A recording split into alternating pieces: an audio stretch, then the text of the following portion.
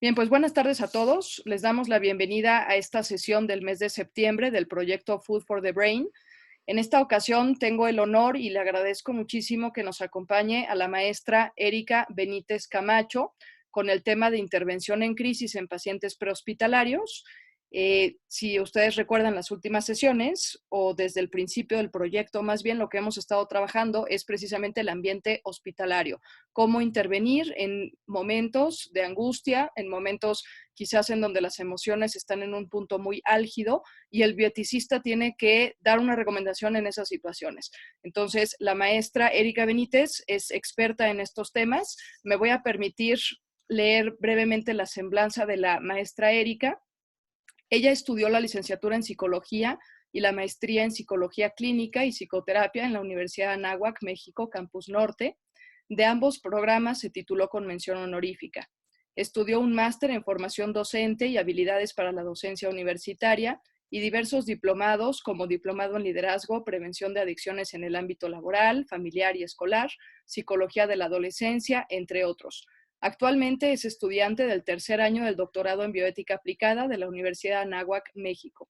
Cuenta con 14 años de experiencia en práctica clínica privada, tiene experiencia como revisor técnico de textos académicos del área de la psicología, es socio activo de la Asociación Psiquiátrica Mexicana y miembro numerario de la Academia Nacional Mexicana de Bioética. Ha publicado diversos artículos de opinión, así como científicos y de investigación sobre temas de psicopatología y ha sido ponente en diversos congresos de carácter nacional e internacional.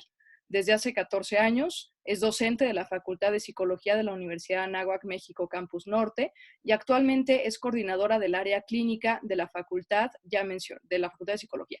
En diversas ocasiones ha sido reconocida por su labor de docencia y coordinación. Maestra Erika, es un honor tenerla con nosotros y la verdad es que le agradezco mucho. Yo sé que sus tiempos andan bastante apretados y le agradezco que se haya dado este espacio para poder compartir pues un área en la que usted tiene una experiencia muy amplia y que pues para nosotros en bioética es de crucial importancia. Maestra Erika, le cedo la palabra. Muchas gracias por acompañarnos. Al contrario, muchísimas gracias a usted, doctora, por la invitación y a las personas que nos pueden acompañar el día de hoy conectándose y a los que nos pueden escuchar posteriormente. Voy a compartir la presentación para que la podamos seguir en conjunto y podamos hablar de este tema que resulta tan interesante. Me parece que sí, ya se ve, ¿verdad? Entonces, vamos a hablar de la intervención en crisis en el paciente hospitalizado, los retos y las estrategias que tenemos. Para empezar, debemos de definir qué es una crisis. Una crisis es una situación generalmente inesperada que causa dificultad, tensión e incluso inacción porque impacta en la persona y su entorno y puede derivar en otros tipos de psicopatologías o en la detención de los procesos de vida. A pesar de este aspecto desfavorable, también tiene una ventaja, si lo podríamos llamar así, que es un punto de inflexión en la vida de un individuo y una oportunidad para modificar aspectos internos y externos de sí mismo. ¿De qué depende la gravedad y la manifestación de la crisis? De una situación estresante, el momento de vida en que se haya presentado, el tipo de situación estresante, la intensidad de la misma y las consecuencias que tuvo en la vida de una persona. También de los mecanismos de defensa, los estilos de afrontamiento y la personalidad del individuo del que estamos tratando, y por supuesto de la red de apoyo familiar y social con la que se cuenta. Para efectos de esta presentación vamos a hablar de 3 tipos de crisis. La primera son las situaciones violentas que van a generar temor por la integridad y por la vida de sí mismo o de un ser amado. Van a causar una sensación de autodestrucción. Por ejemplo, un accidente serio, una violación o un asalto que generan una alta vulnerabilidad. De manera inmediata, la persona puede paralizarse, puede colapsar en sus mecanismos de defensa y entonces no saber cómo actuar y cómo enfrentar esta situación. Pero posteriormente, si no se la atiende, puede derivar en trastorno de estrés agudo o trastorno de estrés postraumático. Ambos son trastornos mentales que están incluidos en el Manual Diagnóstico y Estadístico de los Trastornos Mentales en su última versión, que es el DSM-5, y que básicamente se refieren a que la persona revive constantemente el trauma psicológico que padeció. También El segundo tipo de crisis que podemos encontrar son aquellas asociadas a la autoestima y al autoconcepto, que son situaciones que provocan sentimientos de ineficacia, inutilidad, baja autoestima y autoconcepto pobre. Por ejemplo, una crisis económica, una relación de pareja inestable, violencia intrafamiliar, divorcio o desempleo. Y finalmente, el tipo de crisis al que nos vamos a abocar el día de hoy, que son las crisis de salud, que se refieren a la exposición a enfermedades o intervenciones quirúrgicas que pueden requerir o no de hospitalización, pero que en todos los casos van a generar temor sobre la propia vida, la invalidez y la integridad. Va a haber sentimientos asociados que se van a encontrar en la gran mayoría de los pacientes cuando enfrentan este tipo de situaciones, como frustración, enojo, culpa, ansiedad de muerte y depresión. En pacientes hospitalizados de manera específica, debemos de vigilar los sentimientos de desesperanza. Sí hay indicadores de depresión porque es observado que mientras más prolongada sea la hospitalización de un paciente, mayor tendencia tendrá a desarrollar un trastorno depresivo mayor. Y por supuesto, lo que se le asocia a la depresión, que son las ideas sobre la muerte o incluso ideación suicida. En intervenciones quirúrgicas vamos a encontrar sentimientos de invasión al cuerpo, preocupación por el propio cuerpo y su restauración. Por ejemplo, cuando una persona sufre la pérdida de alguna extremidad o se le tiene que amputar alguna parte del cuerpo. En todos los casos, dependiendo de la personalidad de nuestro paciente, va a haber una sensación de que su autonomía ha disminuido y que se tiene que someter a los procesos médicos en lugar de tomar un rol un poco más activo en estos casos. ¿Qué debemos de hacer ante la crisis? Pues definitivamente intervenir, porque si no intervenimos, entonces estos procesos se van a cronificar. Va a haber dos tipos de intervención: los primeros auxilios psicológicos y la intervención en crisis. Los primeros auxilios psicológicos pueden ser impartidos por el personal de salud, por trabajadores sociales o por cualquier persona que tenga capacitación y conocimiento del tema. Sin embargo, la intervención en crisis sí va a ser otorgada por personal especializado o que tenga una capacitación formal. Los primeros auxilios psicológicos tienen el objetivo de dar contención inmediata y breve al paciente para preservar su integridad. Lo primero que se busca es evitar que se haga daño o que le haga daño a alguien más y posteriormente fungir como un enlace para un tipo de intervención más profunda. Generalmente se dan en el lugar en donde ocurrió la crisis, como ya se mencionó, proporcionados por cualquier persona que tenga conocimiento o capacitación en el tema, y van a durar minutos o máximo horas, pero no se van a impartir después de horas. Las directrices de los primeros auxilios psicológicos son la escucha, la comprensión y la empatía. Buscamos con esto facilitar la expresión de todo tipo de sentimientos, incluyendo los negativos, para que el paciente tenga un efecto catártico, que haya una reducción de las situaciones de riesgo y que se forme o se consolide la red de apoyo del paciente. La intervención en crisis, por el contrario, va a ser un método psicoterapéutico limitado porque se atiende de manera inmediata, pero tiene cierta duración, cierto número de sesiones. Hay diferentes modelos y hay modelos que hablan de 5 sesiones de intervención y hay otros que hablan de semanas de intervención y a lo mejor algunos hasta de un par de meses. Pero en términos generales, de lo que se trata es de disminuir la sintomatología aguda que tiene el paciente. Los objetivos de la intervención en crisis van a ser dar contención emocional primariamente al paciente y de manera secundaria a la familia para evitar el desarrollo de psicopatologías posteriores, como el trauma psicológico, el duelo crónico o el trastorno de estrés postraumático. Se busca restablecer el funcionamiento emocional del paciente, es decir, que por lo menos logremos restaurar el equilibrio emocional para que tenga un funcionamiento como el que tenía previo a la crisis. Pero si podemos ir más allá, entonces tendríamos que enfocarnos en cambiar y fortalecer los estilos de afrontamiento de este paciente para que si eventualmente vive otra situación de crisis, entonces no reaccione de la misma manera, sino que pueda emplear estrategias de afrontamiento mucho más efectivas. También debemos identificar si es un paciente que no va a reaccionar suficientemente favorable con la intervención en crisis y que después debemos de derivar a psicoterapia breve o a psicoterapia a largo plazo. Y las psicoterapias sí deben de ser impartidas en consulta por un psicoterapeuta que tiene una maestría en psicología clínica y en psicoterapia en cualquiera de las orientaciones que existen actualmente. ¿Cuál es el reto principal que tenemos en la intervención en crisis?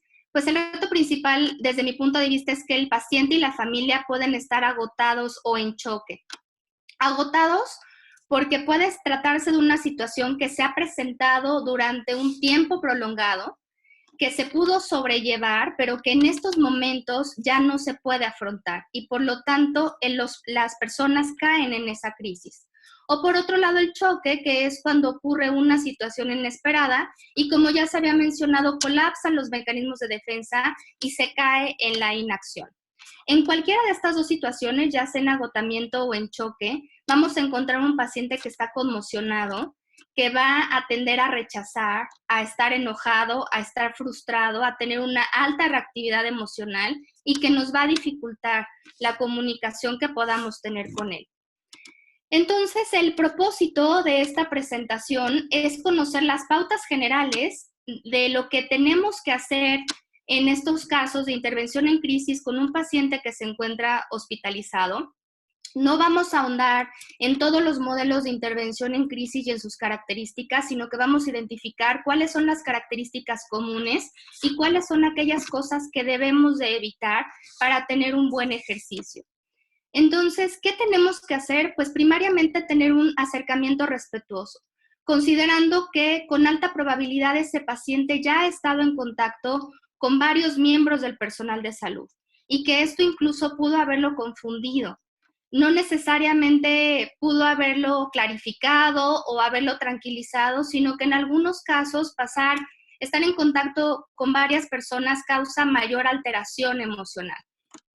En segundo término, tener un lenguaje verbal y no verbal cálido y de apertura que permita obtener acercamiento emocional y confianza con el paciente. Esto en psicoterapia se llama el establecimiento de la alianza terapéutica, pero no es más que formar un vínculo afectivo con el paciente para que realmente podamos entrar en un diálogo profundo con él. Una de las estrategias que podemos implementar es establecer contacto visual, tener nosotros un lenguaje corporal de apertura y asegurarle verbalmente que ya está en tratamiento, porque eso sí se lo podemos asegurar. El paciente ya está hospitalizado, ya está en tratamiento y por lo tanto las cosas van a tender a mejorar. La capacidad de escucha y de empatía es fundamental. Debemos de poner atención al relato del paciente y a la percepción subjetiva que él tiene de las cosas, y mientras él nos está relatando qué fue lo que sucedió con detalle y cómo él vivió esta situación crítica, vamos a observar la respuesta emocional que tiene. Debemos también de obtener o intentar obtener la mayor información posible sobre la situación del paciente, no solamente mediante la narrativa que ya escuchamos, sino también mediante entrevistas con la familia, con los médicos que están a cargo, con las enfermeras, con los expedientes o la historia clínica. Y sin confrontar al paciente, porque definitivamente no está en una situación emocional en donde podamos llevar a cabo una maniobra de confrontación, vamos a analizar la percepción subjetiva que tiene el paciente con respecto a la realidad objetiva, es decir, cómo percibió él lo que le ocurrió con respecto a lo que en realidad ocurrió, para que nosotros podamos tener un panorama mucho más completo e identificar si está magnificando la situación o si en realidad las cosas sí las está viendo de una manera realista o lo más objetivas posibles dentro de su subjetividad. Se va a valorar el estado actual del paciente, por ejemplo, su malestar físico y psicológico, las sensaciones de irrealidad o de despersonalización que pueda llegar a tener.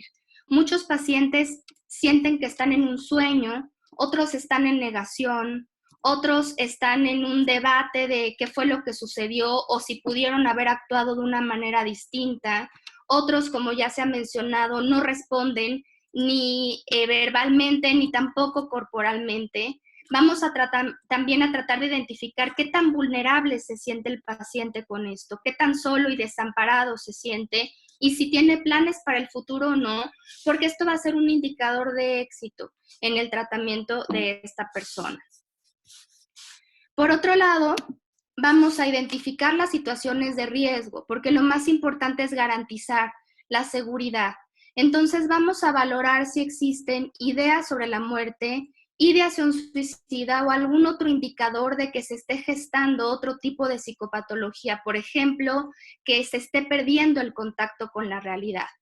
Se va a hacer una valoración de la red de apoyo del paciente familiar y social y se va a hacer un análisis de las alternativas de solución e identificación de lo que debe de atenderse de manera inmediata, es decir, de lo que es urgente y de aquello que es importante atender, pero no en ese momento, es decir, que se puede postergar. Finalmente, se va a establecer un plan de acción que busca facilitar que el paciente pueda afrontar la situación de crisis con cambios pequeños en su vida. No le podemos pedir que haga cambios drásticos, tampoco que tome decisiones radicales porque es contraproducente para él. Cuando un paciente está en una situación emocional difícil, generalmente lo que se le dice es que no tome decisiones que sean trascendentales porque no estamos seguros, ni nosotros ni él, que realmente eso es lo que el paciente quería. Entonces debemos de llevarlo a un proceso de análisis gradual para que haga pequeños cambios conductuales que sin embargo repercutan benéficamente en sí mismo y en su entorno.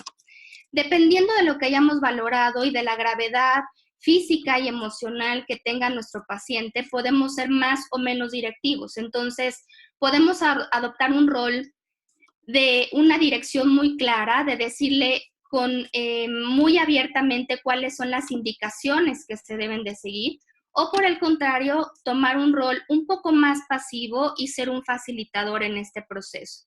Y por supuesto, canalizar a interconsulta con el departamento de psiquiatría o de psicología hospitalaria de cada institución. En general, ¿qué consideraciones debemos de tener para el paciente? Pues debemos de ser empáticos con él y decirle que es normal, entre comillas puse la palabra porque es con la acepción que estamos utilizando el día de hoy en la presentación, que se sienta triste o afectado. No es recomendable que reprima sus emociones, sino al contrario, debemos de alentarlo a que las exprese de una manera oportuna y satisfactoria, contenida, abiertamente con otros. No le vamos a dar sugerencias que seguramente sus familiares o los amigos le van a decir y que pueden tender a banalizar la situación como échale ganas, tuviste suerte, estás vivo y entonces no entiendo por qué te sientes de esta manera.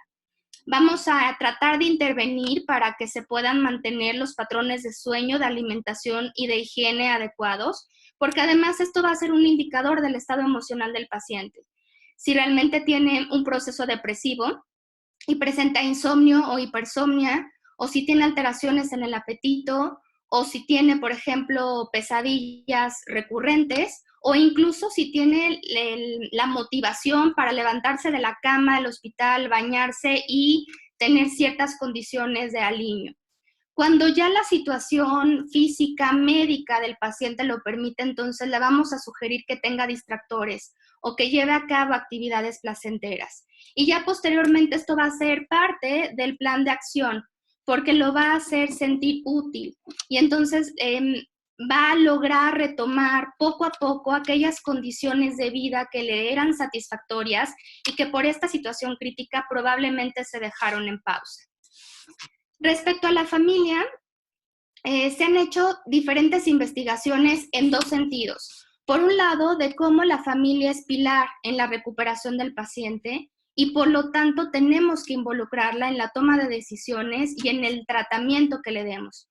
Pero por otro lado también de cómo la familia siente que es muy importante que el personal de salud y todo aquel que entre en contacto con el paciente le comunique lo que está sucediendo. Entonces, no podemos verlos como un ente completamente separado, sino que tenemos que integrarlos al equipo y a las decisiones que se tomen en torno al paciente. A ellos les podemos indicar o les podemos sugerir que escuchen a su paciente, que no lo hagan sentir culpable de la situación, con estas frases de te lo dije, o si hubieras hecho esta cosa seguramente no hubiera ocurrido lo que te pasó, que le permitan compartir los sentimientos que tiene, incluso aquellos dolorosos o aquellos de rabia, y que traten de comprenderlo, que muestren solidaridad frente al paciente, pero que de ninguna manera lo victimicen ni lo revictimicen constantemente, porque esto es altamente perjudicial para el paciente. Lo detiene, empieza a generar lo que se llaman ganancias secundarias inconscientes. Entonces, en lugar de sacarlo, desatorarlo de la inacción y lograr que retome su vida, lo detenemos en una situación que eventualmente puede resultar cómoda por la victimización constante que se le está haciendo. Y finalmente, respecto a la familia, que ellos hagan planes en conjunto con el paciente que manifiesten esperanza hacia el futuro. ¿Qué cosas son las que no debemos de hacer o qué es lo que no se recomienda? Pues definitivamente no escuchar, negar o minimizar la crisis por la que está atravesando el paciente, regañarlo o culparlo, no comunicarse efectivamente con el paciente y con su familia, comparar la situación de ese paciente con otros que hemos tenido o con otras experiencias, porque eso lo podríamos hacer después, pero en el momento de la crisis el paciente no necesita que le compartamos otras historias, necesita que nos centremos en él y en su sintomatología aguda para que ésta se pueda reducir y se pueda restaurar el equilibrio psicológico que estamos buscando. Tampoco debemos dar falsas esperanzas o asegurar cosas que no podemos cumplir, porque esto pierde credibilidad y la alianza terapéutica que habíamos formado se rompe. Había mencionado que era muy importante la capacidad de empatía, y sí lo es. Sin embargo, hay una línea muy delgada entre la empatía y la sobreprotección y el sobreinvolucramiento. Sobreinvolucrarnos con el paciente nos hace perder objetividad. Y cuando perdemos objetividad de la situación, no vamos a poder tomar decisiones adecuadas, por lo tanto vamos a perjudicarlo y también nos estamos perjudicando a nosotros mismos, tanto en nuestro ejercicio profesional como en el ámbito personal. Es importante que tomemos decisiones analizando toda la información disponible y que, como ya se ha mencionado también, involucremos en la medida de lo posible al paciente y a la familia, si es el caso. Se va a analizar cada situación en particular, pero el paciente puede tener una autonomía en cierto grado disminuida, pero no completamente nula o completamente quebrantada, y esto es importante considerarlo.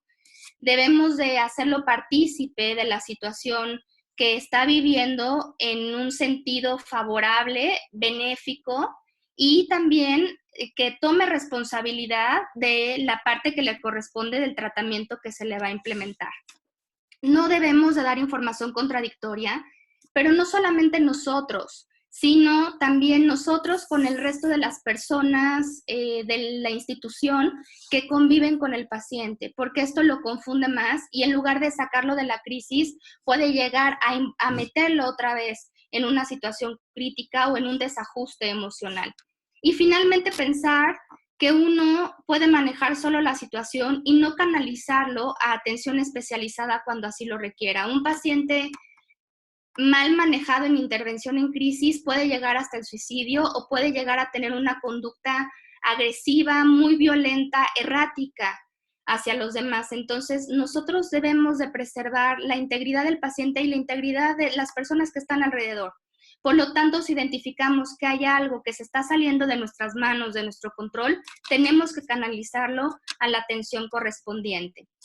En resumen, ¿qué es lo recomendable? Pues ser sensible y empático, tener una comunicación asertiva, tratar a la persona como persona. Puede resultar muy simple, pero a lo que me refiero es que verdaderamente entendamos que es un ser humano que en esos momentos se encuentra vulnerable, que requiere apoyo, que como dije, puede tener algún grado de autonomía, a lo mejor autonomía disminuida, pero no completamente ausente. Debemos de respetar su dignidad y debemos de actuar de acuerdo a nuestra integridad y a la ética profesional y a la capacitación y a la formación que tenemos. Si no podemos manejar un caso, debemos de derivarlo con quien sí está capacitado y es el experto para ello. Y finalmente, debemos de tomar en cuenta que hay casos particulares de pacientes que se encuentran hospitalizados que deben de ser atendidos con protocolos específicos. Por ejemplo, cuando estamos tratando con un menor de edad o cuando estamos tratando con un paciente que se encuentra que tiene una enfermedad terminal o incluso con algún tipo de enfermedad en particular.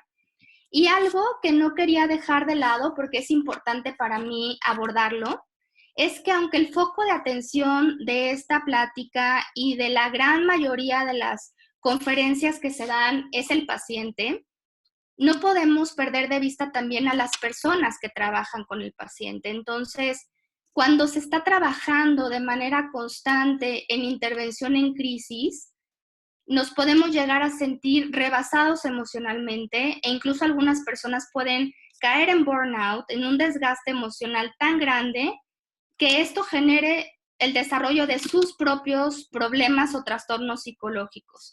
Entonces es fundamental que las personas que trabajan o con intervención en crisis o con pacientes que están en situación crítica se automonitoreen, que sepan cuándo parar, que sepan cuándo pedir ayuda y sobre todo que comprendan que son un eslabón en la cadena de bienestar. Por lo tanto, si tú como profesionista no estás bien atendido, no estás cuidado, no estás saludable física y emocionalmente, pues poco vas a poder hacer para cuidar las emociones de alguien más. Entonces, con esto terminaría la presentación. Les agradezco nuevamente que me hayan puesto atención, que estén escuchando. Le agradezco la invitación a la doctora de los Ríos y espero que les haya sido de utilidad. Muchas gracias, maestra Erika. La verdad es que creo que esta última parte, sobre todo en donde usted hace el énfasis concreto en la salud que tenemos que tener hacia nosotros, creo que es primordial. Efectivamente, cuando estamos en o abordando constantes situaciones de crisis, ya sea desde un punto de vista médico, desde un punto de vista bioético o desde el punto de vista psicológico, creo que este síndrome de burnout está presente siempre y a veces es muy difícil de darnos cuenta nosotros porque estamos sumergidos en la misma dinámica. Entonces, me parece también muy importante que siendo bioeticistas contemplemos que esta constante exposición a fenómenos o a crisis en los pacientes, pues también nos pone a nosotros en riesgo. Ha sido extraordinaria su plática, le agradecemos de verdad muchísimo, enhorabuena por su plática. No sé si hay alguna pregunta por parte de las personas que están conectadas. Tengo a Luis Alvirde y tengo a Juan Carlos. No sé si quieran hacer alguna pregunta para la maestra Erika o quieran comentar algo en estos momentos. Pueden prender su micrófono o escribirlo en el chat. Buenas tardes. Sí, Juan Carlos, buenas tardes. Buenas tardes, maestra Yareli, maestra Erika. Yo soy cirujano pediatra, aparte de estar estudiando la bioética, y lo que sí nos ha llamado a mí lo que sí me llama la atención es que de muchos años a la fecha ya ha cambiado por situaciones de personal o de dinero, dinámicas de la atención preoperatoria, y sobre todo en los niños. Los niños sabemos que se angustian, es una situación muy estresante, pueden fantasear, puede ser que su fantasía lo lleven a un mundo malo, ¿verdad? Porque aparte la mamá les dice que si no se portan bien los van a llevar con el doctor para que lo inyecten. ¿Qué sugerencia podríamos tener para estos grupos, por ejemplo, institucionales, donde son sometidos a cirugías sin una atención preoperatoria adecuada y que simple y llanamente llegan el mismo día de cirugía al procedimiento y después al alta? No sé si se pudiera establecer algo, ¿no? Creo yo que esa situación sí puede generar ciertas angustias posteriores, cierto estrés posterior, o sueños o fantasías de maldad, pues. Sí. No sé si me explico. Sí, por supuesto. Efectivamente, cuando estamos tratando con menores de edad, sobre todo con niños, tenemos que comprender la edad en la que se encuentran y el periodo de desarrollo en el que están. Los adultos tendemos a pensar que comprenden perfectamente bien la enfermedad y la muerte. Y sin embargo, cuando son muy pequeños, tienden a pensar que la muerte, por ejemplo, es reversible. Que entonces es como en una caricatura que un personaje muere y en unos momentos revive. Y cuando ya van siendo un poco más grandes, alrededor de los 6, 7 años o mayores, entonces ya van comprendiendo mucho más en la cuestión de muerte y van generando ansiedad de muerte. Y sin embargo, independientemente del tema de la muerte, desde muy pequeños se empiezan a identificar ansiedades, que así se llaman, sobre la afectación que puedan llegar a tener sobre su cuerpo. De hecho, ahorita llego al tema de las cirugías y de las intervenciones, pero lo podemos ver en la vida diaria. Cuando un niño muy pequeñito se hace una cortadita, pues se pone una venda gigantesca, y esto no es necesariamente para llamar la atención, sino porque tiene una ansiedad de invasión corporal y siente que su cuerpo ha sido mutilado, porque lo perciben de esa manera. Esto se complica cuando efectivamente se les dice, como usted bien menciona, doctor, que van a ir al médico y es como un castigo, que se les va a poner una vacuna, o que en realidad va a ser una sanción en lugar de incorporarlo a la cultura del bienestar y de la salud, que es lo que tendríamos que hacer. Pero por otro lado, hay una dificultad por parte de los padres, por parte de los maestros y de la sociedad en general, por hablar abiertamente de las emociones que tenemos nosotros y que los niños tienen. Muchas veces las ansiedades de los padres, que no están bien manejadas, se transfieren a los hijos. Y entonces, si el padre, que es un adulto con mayor desarrollo, no puede metabolizar adecuadamente las emociones y mucho menos verbalizarlas, no se puede esperar que los niños lo hagan. Se han tenido iniciativas en instituciones por parte del Departamento de Psicología Hospitalaria e incluso de Psicología de Enlace, para que se prepare a los niños por lo menos unos minutos antes de una intervención quirúrgica, para que se pueda hablar con ellos respecto a lo que sienten y a las fantasías que usted menciona que tienen. Porque muchas veces ellos tienen fantasías que no podemos comprender los adultos, o que no las podemos analizar si ellos no nos las dicen. Y entonces sería importante, dependiendo de la edad del niño, que nos tomáramos unos momentos, ya sea para que la enfermera o el médico pediatra o el cirujano pudiera explicarle a su edad con palabras que sean claramente entendibles en qué va a consistir el procedimiento. No mentirle, porque también el tratar de ocultar la información por no lastimar puede generar fantasías mucho mayores, por ejemplo, fantasías sobre muerto, fantasías sobre afectaciones corporales. Entonces, decirle la verdad a su nivel, con unas palabras que pueda entender. Si el niño todavía está en una etapa en que no puede expresar verbalmente, entonces podemos echar mano de los dibujos. Los dibujos son una técnica muy importante de expresión de los niños, e incluso de los adultos. Pero bueno, en este caso hablando de los niños, que el niño pueda dibujar con colores qué es lo que está sintiendo. Entonces nos vamos a dar cuenta que utiliza colores muy intensos, a lo mejor utiliza rojos, negros, cafés, porque es la ansiedad que está manifestando o el miedo que está sintiendo pero que no puede expresar. Si además tuviéramos la fortuna de contar con un departamento de psicología en la institución, que además pudiera adaptar el ambiente para las intervenciones en los niños, pues sería ideal, porque la situación sería mucho menos traumática. Efectivamente, si no se verbaliza, se actúa. Todo lo que no se verbaliza, se actúa, es decir, se somatiza. Entonces, si no le damos la oportunidad al niño de manifestar verbal o corporalmente lo que está sintiendo, la libertad de hablar con sus padres o con los médicos respecto a la intervención que va a tener y posterior a la intervención cómo se siente, eventualmente esa sintomatología va a surgir. Entonces, efectivamente, como usted menciona, el niño puede tener fantasías de destrucción, que puede o no llevarlas a cabo.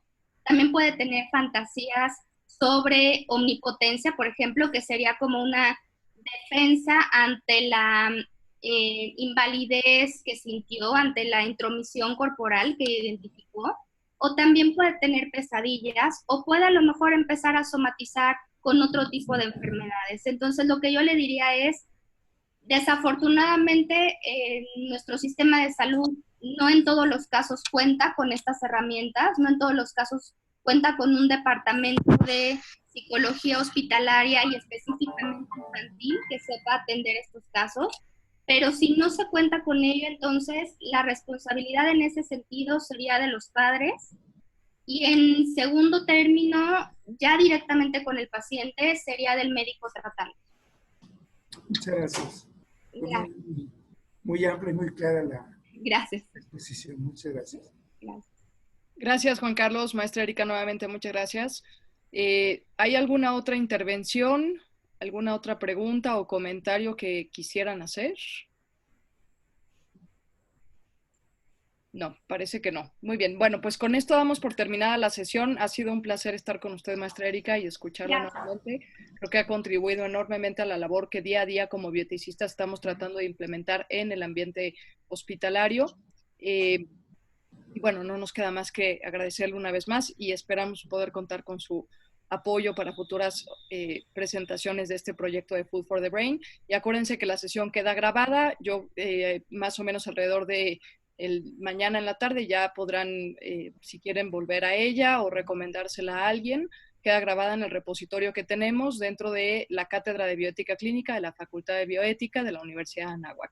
Muchas gracias a quienes se conectaron. ¿Sí, Juan Carlos? Yo he tratado de entrar ahí, no he podido.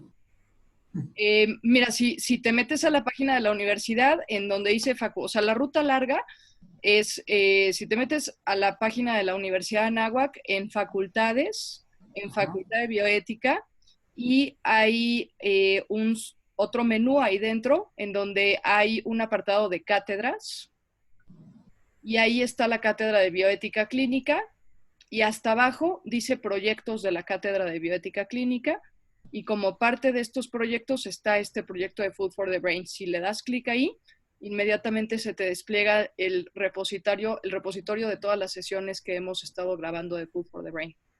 Muy amable, muchas gracias. De todas formas, acuérdense que nos pueden escribir al correo bioetalks@gmail.com. Cualquier duda, si no puedes entrar, Juan Carlos, también ahí escríbenos y tratamos de ayudarte. Muy amable, muchas gracias. Al contrario, Juan Carlos, gracias. Gracias nuevamente, maestra Erika. Felicidades por su plática. Un placer escucharla. Gracias. Hasta luego. Gracias. Buena tarde a todos.